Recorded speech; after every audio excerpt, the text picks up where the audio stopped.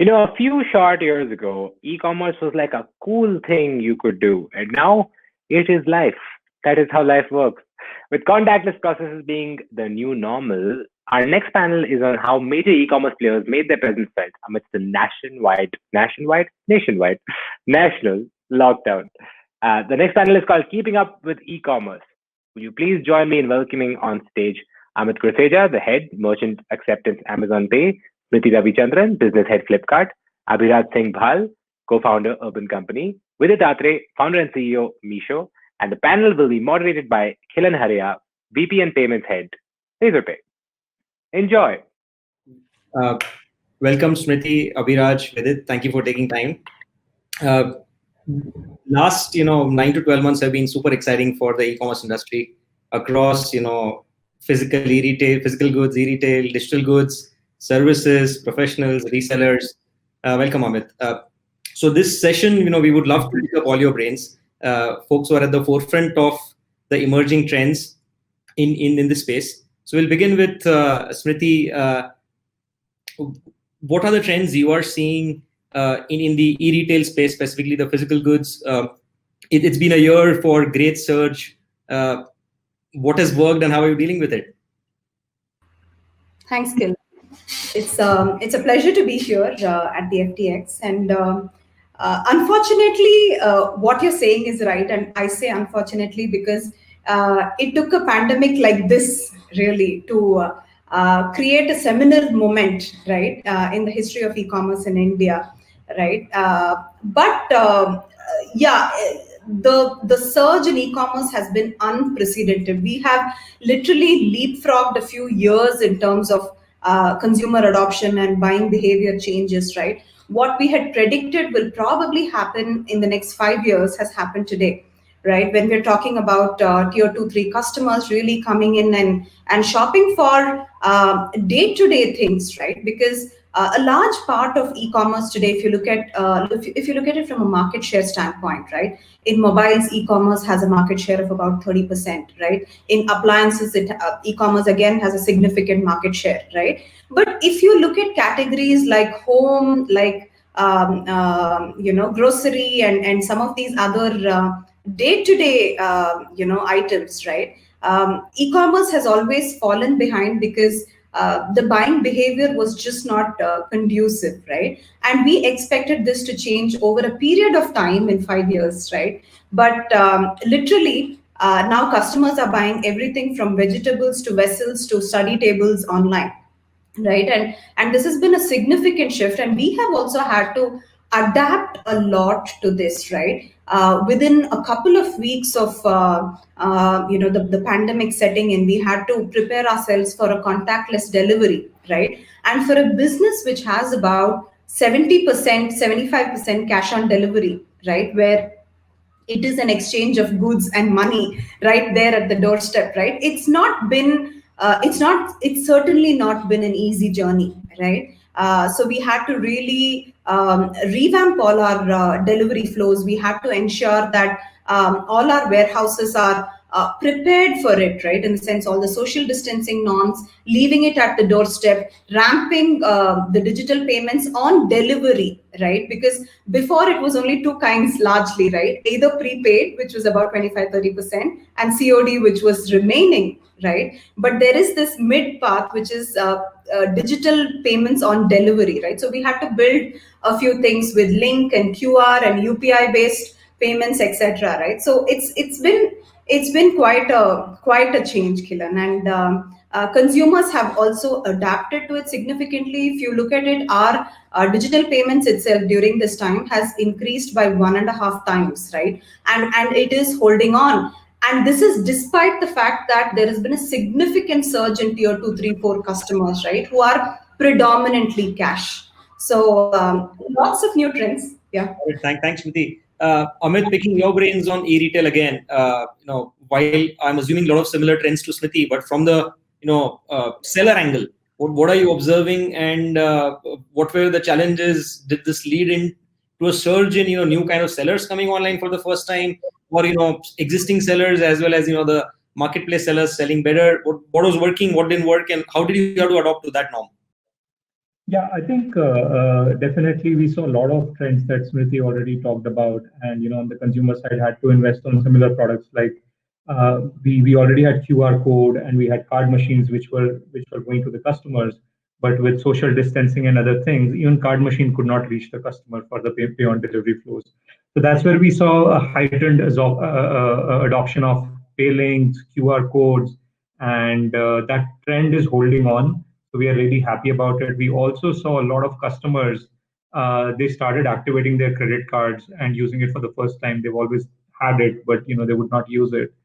On the seller side, also, it's a very similar trend. If you see, if you a lot of new sellers and even the larger ones, the strategic ones, are looking at a larger pie of revenues to come from e-commerce. So, for example, if you look at publicly available reports from Dabur, they have grown 3x in terms of their e-commerce revenues this year. And I'm sure the e-commerce business head is getting the biggest target and all the resources possible for 2021. You will see this continuing trend now in coming years also. In for Amazon Pay merchants, where we deploy a lot of QR codes, we saw that the acceptance or our hit rate in terms of when we pitch and to the conversion also kind of doubled there. A lot of earlier they used to be like why do I need a QR code? I only want cash and other things, but that has completely gone away now. So much more openness to adopt to digital payments. Amit, Abhiraj, moving on to you from a very different, persona and a very different, industry that you're servicing, services as a service and goods that Urban Company excels in. What did you and the Urban Company team had to do in the pandemic with respect to that particular segment? Kiran, thanks for having me. I think let me first start by talking a bit about our sector. As you know, services is a relatively high-touch sector. In many ways, it is the opposite of social distancing. Getting a massage or a beauty treatment done, or even getting an air conditioner repaired. So I think the sector has definitely had a relatively tough year. We've been tracking offline businesses in the sector, and our estimates say that about 25 to 30% of the SMBs in this sector have had to shut down, and even the ones that are still that have survived, have only bounced back to about 60-70% of the pre-COVID levels. So it has been a tough year overall for the services sector. I think when it comes to Urban Company, we've been comparatively better off. We are now at about 140, 150% of our pre-COVID peak. But a lot has changed in the last 3 quarters. The service mix itself has changed. Prior to the pandemic, we were very heavy on beauty services. Now we're much more heavier on home repairs and maintenance. And the entire methodology of delivering the service, including all the SOPs we have on quality control, on safety, hygiene, PPE kits, the sort of bar on some of those things has we've had to completely reimagine all of those processes. We've also had to reimagine seller onboarding, seller training, service professional, standardization. We have, I think, since the lockdown, we have onboarded about 10,000 service professionals. And in the past, we would train them in physical training centers. Some of that has continued, but we've had to reimagine a lot of that. So I think some of that reimagination, coupled with our focus on safety and hygiene, has helped us to share shift significantly. And I expect 2021 also, more and more consumers will prefer both. I think the fact that it's an online way, but also an organized way of getting services. And then, of course, there's a larger trend that we're riding where things come to you versus you go out. And as more people are spending time at home, that is something that we're also benefiting from. Got it. And Abhiraj, you mentioned that there has been a massive impact, and a lot of folks have been impacted on the business side. And a lot of these folks are you seeing them coming online and using your platform, or these are similar personas that used to be earlier? Is there a change in that mix now with the professionals who come on board? Yes, I mean, I think, I would say pre-pandemic, it was still a combination of push and pull when it came to onboarding service professionals. There would always be questions as to, why should I give up a stable job that I have, working for a salon or for a repair shop, even if I make, slightly lesser than what I could make in urban company, there is stability.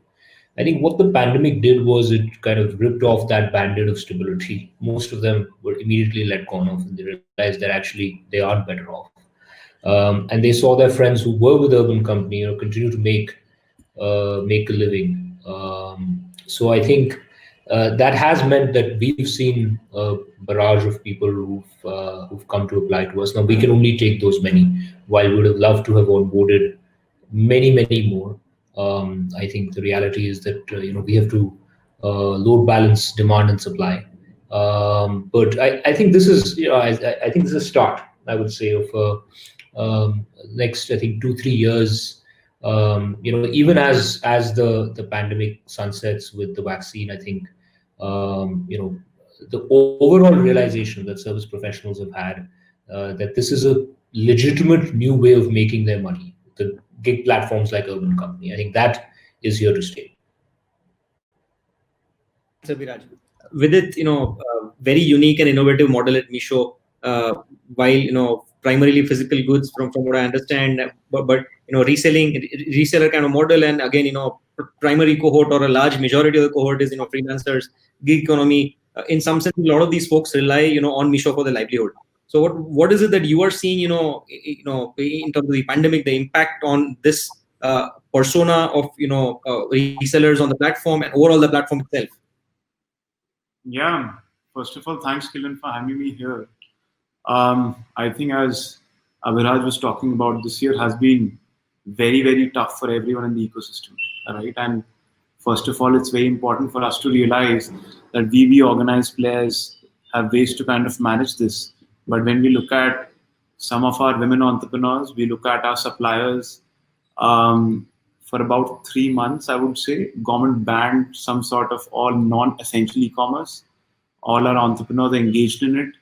And during that time, we saw all kinds of things happening, because all these women, by the way, are not the primary breadwinners in their family, right? So they have the husband who's primarily earning for the family. A lot of them lost jobs. India used to have a middle-class segment of about 100 million people, and basis latest reports, that number has shrunk this year massively, right? So a lot of people lost their jobs, and they were not able to support their family during this time, because their shop, wherever they're selling, was also shut because non-essential e-commerce was banned. So it was a very tough time, and I still remember we speaking to our users, and we just felt we just don't know what to do. So at that time, we were trying to kind of do a lot of non-scalable ways of helping them out. So what we did, we said, right now a lot of people need masks, and mask supply is scaling up. So why don't you kind of make stuff at home using whatever clothes you have? You make masks, we will buy it from you, and then we will sell it off wherever we can.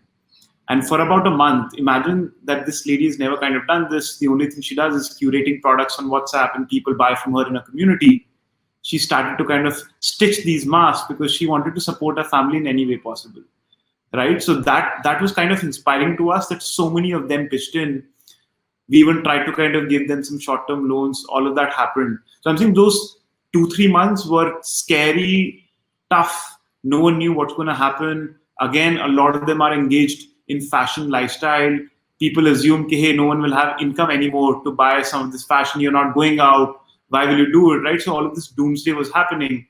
But what we have seen after is multiple things. One is, because their intent to support their family is so high, we saw the engagement go through the roof. So your time spent like being engaged in this activity, the amount of hours do I put in curating, selling products on WhatsApp, Facebook, Instagram, maintaining relationship with my customer, like shot up massively, right? The second thing that happened, which was very surprising and now quite expected, is their new customer base, people who never bought from them, suddenly like that 50% of everyone who was buying from them were people who have never bought from them before, which means they got a lot of new people into their fold buying from them. And also because the offline channel was stunted, it's quite expected.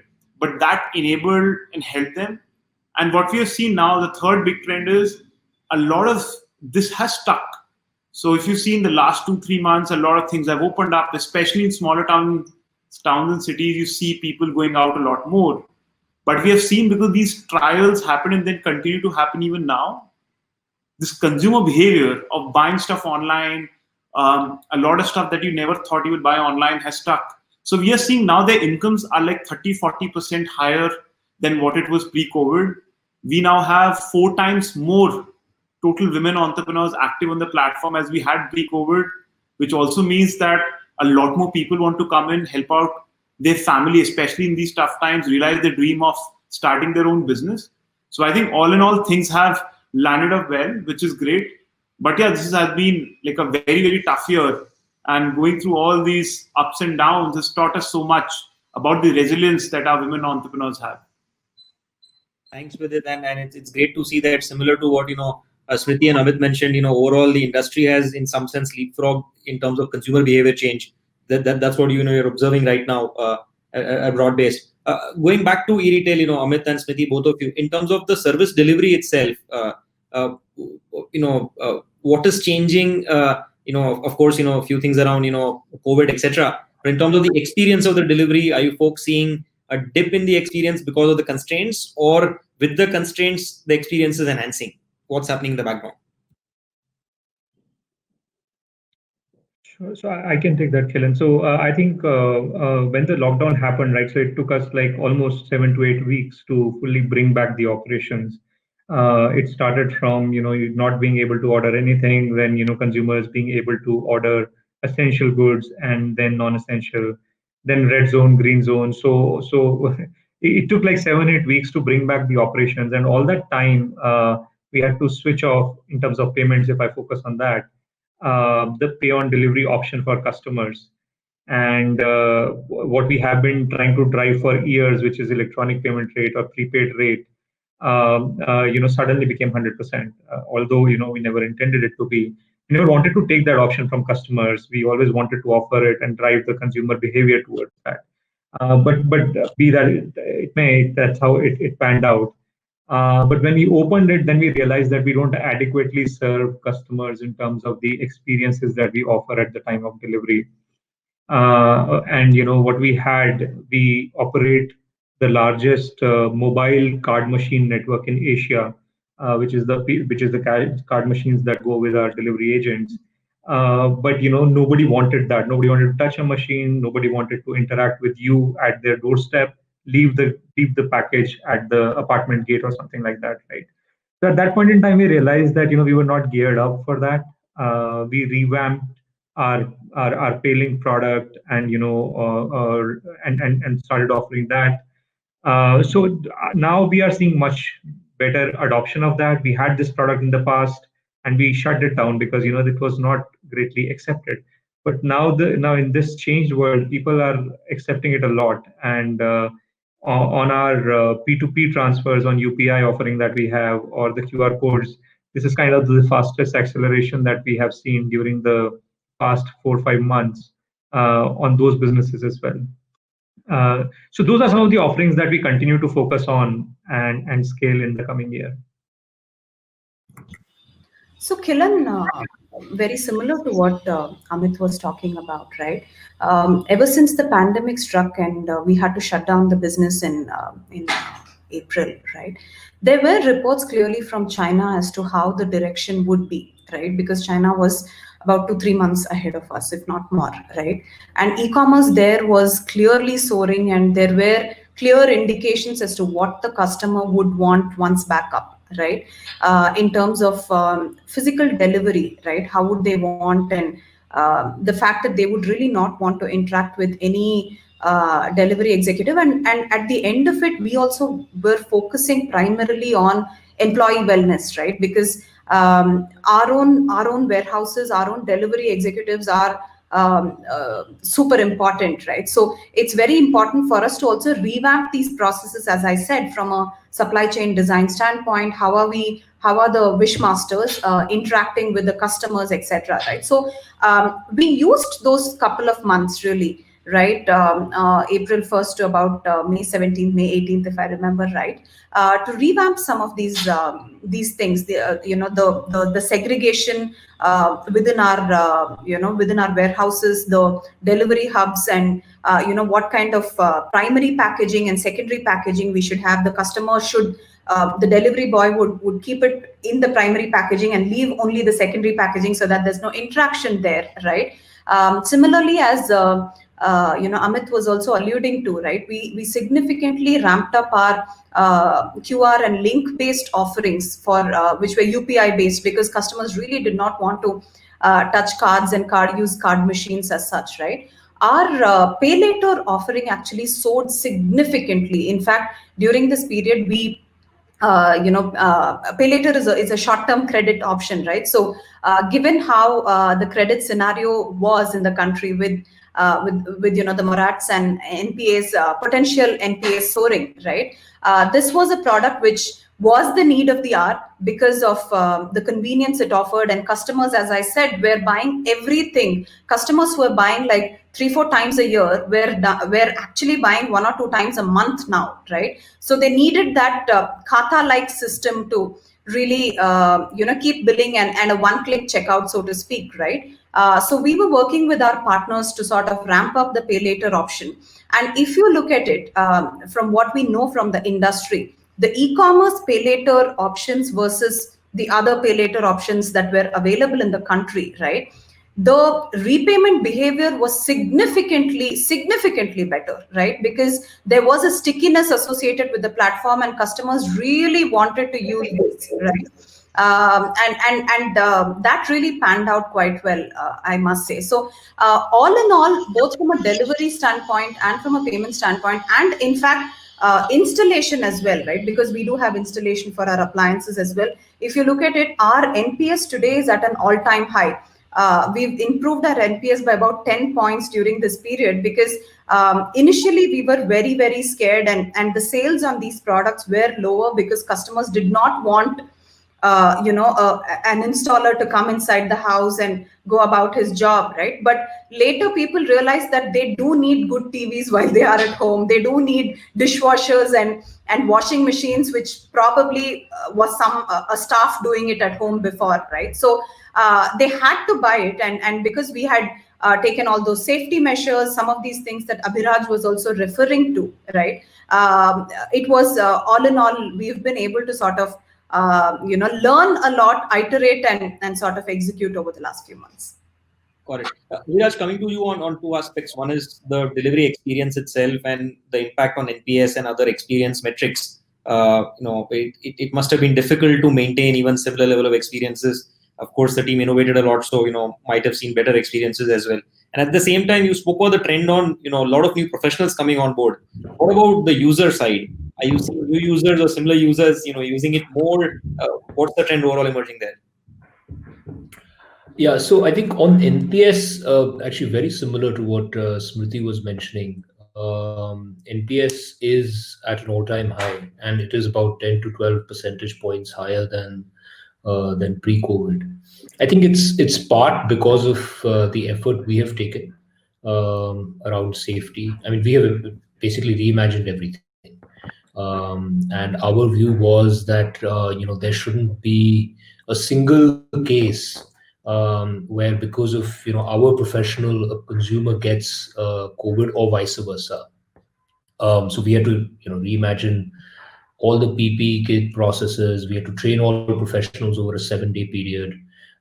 We had to reimagine all the SOPs that went in. We launched the first of its kind sick leave program.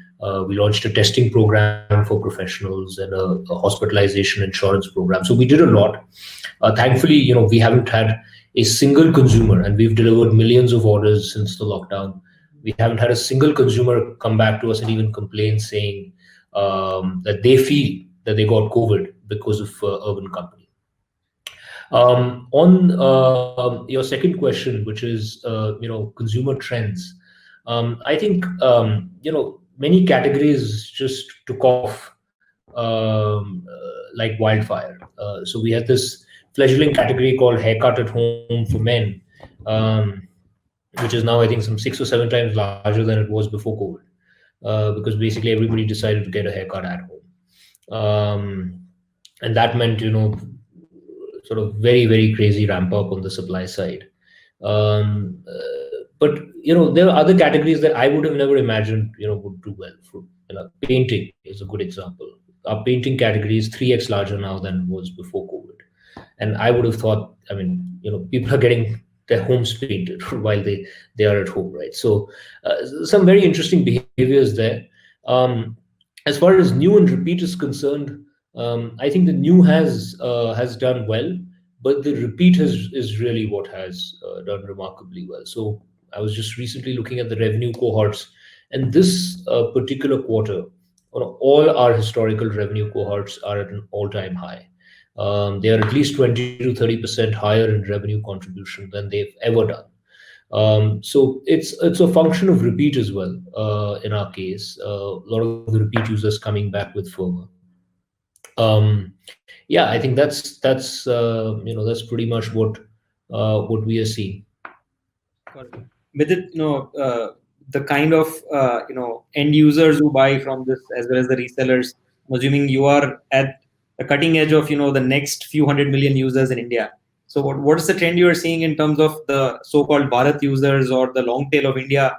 Are you seeing more of them coming online now? Is there and what's your confidence of the future along those lines? Yeah, so I think this audience had the lowest penetration in terms of commerce before, right? So imagine that it's a lot of these guys were buying certain categories online for the first time. A lot of them have bought smartphones online, but beyond that, it was quite limited. So I would say like trials at this scale have never happened before. And we have seen very high retention levels. By the way, our retention numbers this year were double of last year, which was crazy, which means people are just buying more and more. And it was more in the same category, more across different categories that I never bought online, even though certain categories were not so prominent because of stay-at-home guidelines. But even otherwise, it was higher. And like to us, it was surprising because earlier we thought that, hey, if people are not going out as much, will they buy the same number of apparel? Will they buy the same number of some of the other things in beauty, etc.? And we just saw that there was a big shift within these categories. So if you go in apparel, people just moved a lot from like occasional wear to everything in daily wear, inner wear, right? Since you're at home, you change your curtains more often, you change your bed sheets more often because your kids are at home, they're playing here all the time, right? So there are a lot of interesting behavior, especially around it, but just movement from one to the other. But the frequency was pretty high this time. The other thing which is very interesting that we have seen is the other side of the marketplace, which a lot of people don't talk about, right? Which is these small manufacturers, wholesalers across the country. I would say so think of them before COVID, they had a primary channel of distribution, which was mostly offline, right? And then online would be like second, third, fourth in the waterfall. So you get that priority, right? Like I will sell whatever is left, I will sell with the lowest possible SLAs, etc. Right? You just have to keep pushing them to come online. So you went from being the third most important channel of distribution to first. Now suddenly their recognition of how important my ratings and reviews on the platform are, their recognition of I need to meet these SLAs 99.9% of the times, otherwise I will not get these orders back. And if tomorrow I don't get orders, my family will not get food because this is the only way I'm getting sales right now. Offline is almost shut, right? So I'm saying that changed a lot of behaviors of suppliers in the platform. And that helped everyone because they were putting in new selection, they were putting in better prices, they were giving much better experience in terms of quality. And that helped the virtuous loop even more. So we saw all of this happen. And right now I would say like our suppliers do much more through our channel than they were doing before. Consumers are buying more at a higher frequency. They're buying more categories. Our entrepreneurs are making more money, which gives them more motivation to spend much more time and do this. So I would say I think this whole flywheel is rotating 100 times faster than what it was pre-COVID. Got it. Thanks. What I picked from all of you is across industries, the lifetime value is just going, crazy high.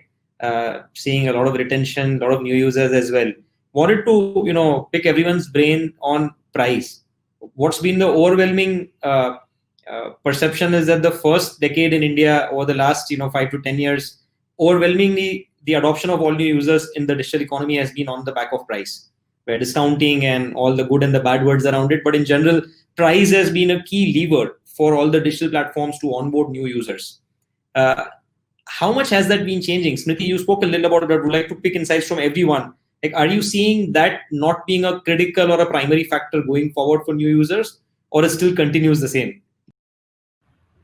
See, Kilan, I think one of the things that we should remember here is that, and I think Saranya in the previous session also referred to something like this, right? That it's very important that we retain and in fact build more and more on the trust of the customer, right?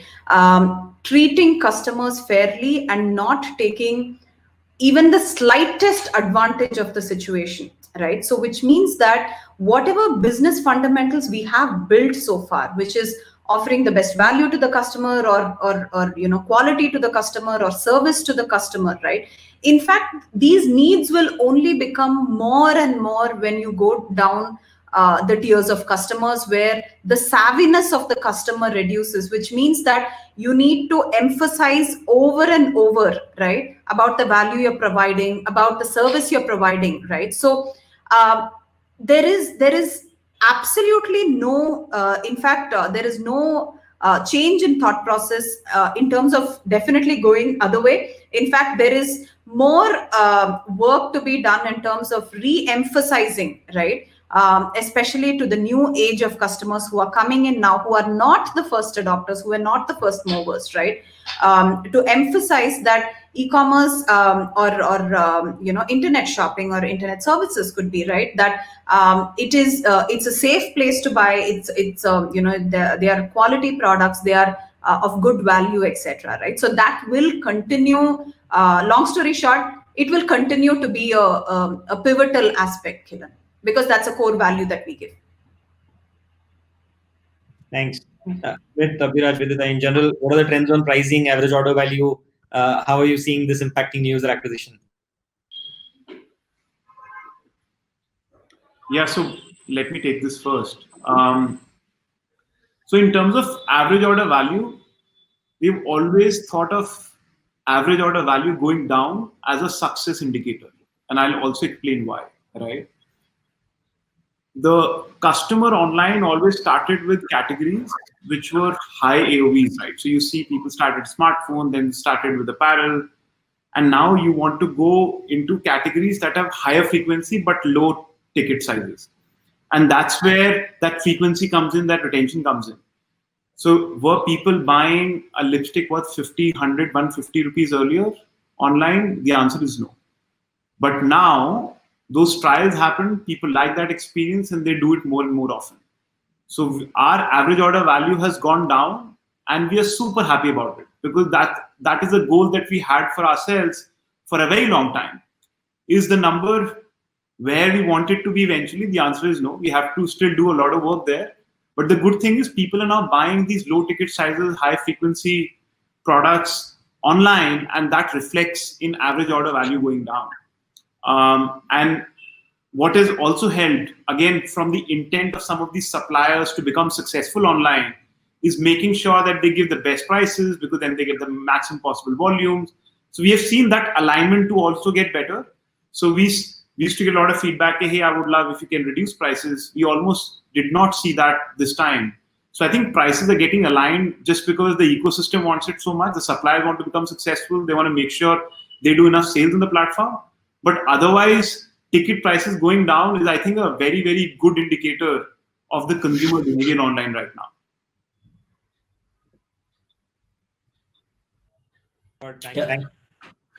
I think for us, I would say pricing and value are very important growth pillars. And see, we are, even though we are a marketplace, we think of ourselves as a consumer brand. Because in our case, we set the price and we define the SKUs. And historically, what we have, the target consumer we have catered to is what I call the India A, the top 10 million households, 25 million consumers who make more than 25 lakhs per annum. Through this year, what we are doing is we are value engineering all our offerings to also focus towards India B, which is about 30 million households and 50 to 60 million consumers earning between 10 to 25 lakhs per annum. Now, India B also, the woman of the house would get beauty services, but as opposed to going to a Lakme or urban company today, she would go to a Saloni beauty parlor or call, a local Didi home. Air conditioner penetration is now down to about 40 million households in India, but they would go to a local technician, right? So the question for us, more than price, has been around value engineering. How do we take the current service and how do we value engineer it so that we can make it so India B doesn't pay for convenience, right? It pays for value. Interestingly, it will actually give you a 10% premium over the offline market. But for that, so it's not price conscious to that effect. But for that 10% premium, it wants 50% more value. And therefore, the question for us has been, can we value engineer our current offering at a 30 to 40% lower price point, while we still make money? Because, at the end of the day, that's why we all do business, right? It's to make money and healthy margins. So while we still make money, our sellers, our service professionals still make money. And that means, the kind of products used are not branded products. They're, more of private labels. The way we define geographies, the SKUs are more curtailed. You don't compromise on quality. You never do that, because you don't want the India B user to feel like they're getting a cheap deal. You still want them to feel like they're getting a professional, high-grade service at a comparable price point. And our philosophy is you still want to charge that slight premium because that's the professionalism has to come at a slight advantage. So very, very important, at least for our category. Overall, I think in India, pricing and value will always be important. You can't be a very, very large company in India if you don't focus on value. Got it. Thanks, Abhiraj. Amit, there's an audience question from you, and you spoke a little about the trend on cash and paying big time. Question is, both, from your side and Amazon Pay. Question is both PhonePe and Amazon Pay, but linking to Amazon Pay. How are you folks planning to replace cash with digital means, and is it even possible? How long would it take? Again, I could not hear the question. I think you're saying how long will it take for cash to go? Is that the question? Yeah, question is, how are you planning to replace cash, and is it even possible? If possible, how long? Yeah, I think we don't have an ambition to replace the cash completely. It is about, but there is a lot of bad elements that come with cash.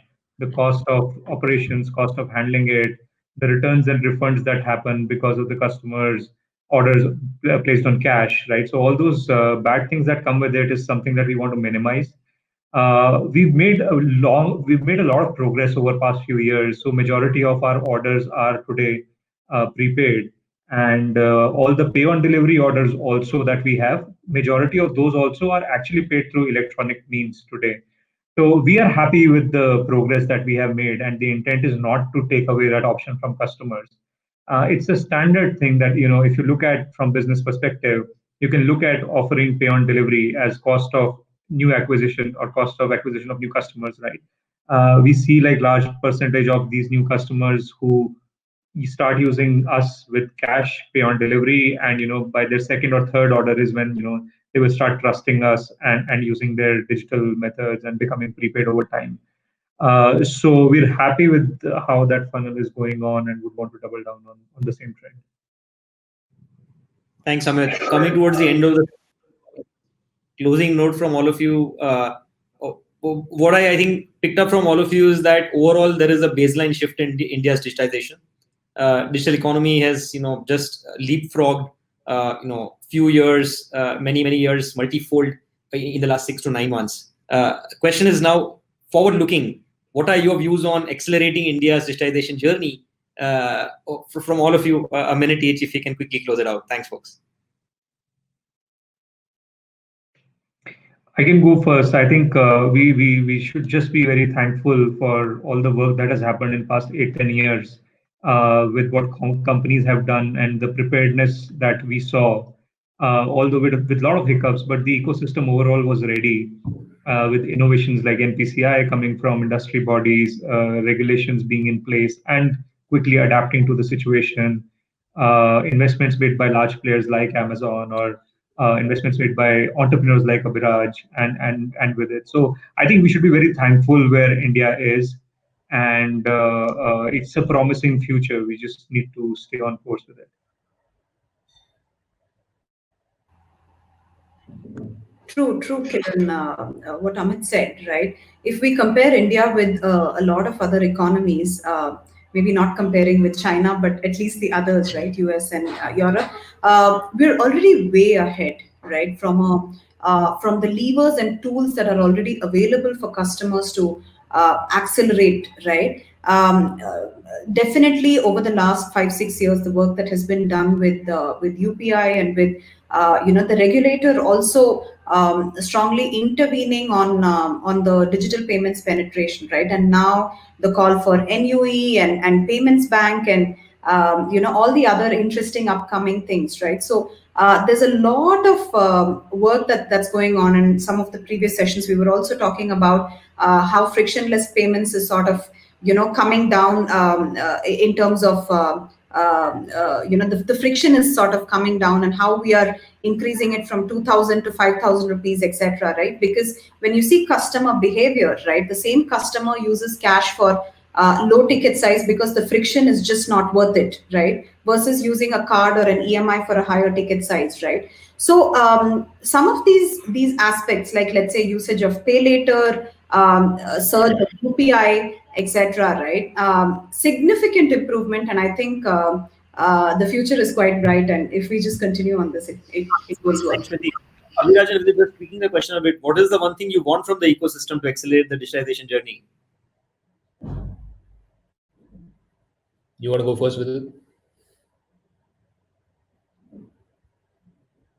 Vidit, I think you're on mute. Yeah. So I'll go first.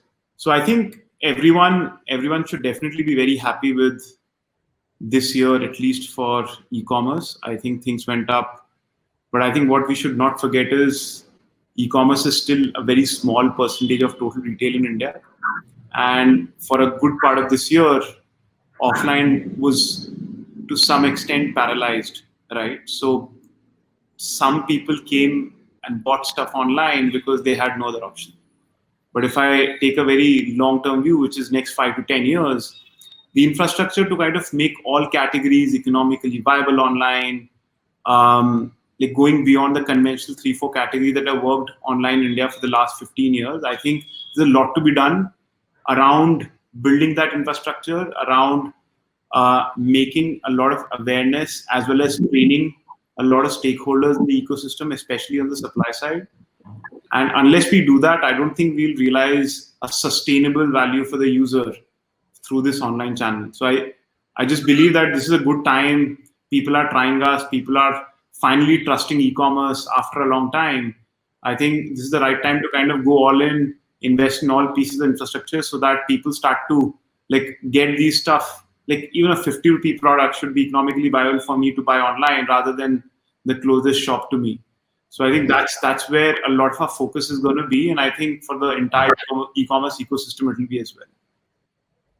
Thank you. Yeah, I think I would, say that for the last 6 to 7 years, as an entrepreneur, one of the things I've heard every year is, this is like the best time to be a digital entrepreneur, right? Everybody says that every year. I think there is a lot of truth to that this year. I think this really is an amazing time to be, building a digital business. I think India has, a lot of resurgence, and as a country, we are very, very, very, very resilient, and we will see that through 21 and 22. And I've, as I'm sure all of you have, had a ringside view to all the seed and Series A activity that's been happening, and it's on fire, and that's great to see. It's great to see that in the pandemic, things have only accelerated in terms of entrepreneurs jumping out there. I'm really bullish about the next 5 to 10 years. I think it's actually a great time to be a digital entrepreneur in India. I think many of us either have or are doing a lot of plumbing in our categories. And as the market matures and the digital savviness of consumers mature, I think some of the gains of that large, mature, digitally native market will be for the winners to have. So very exciting time indeed to be building a digital business. Thanks, Abhiraj. Thank you all, Amit, Smriti, Vidit, Abhiraj, for a very insightful session.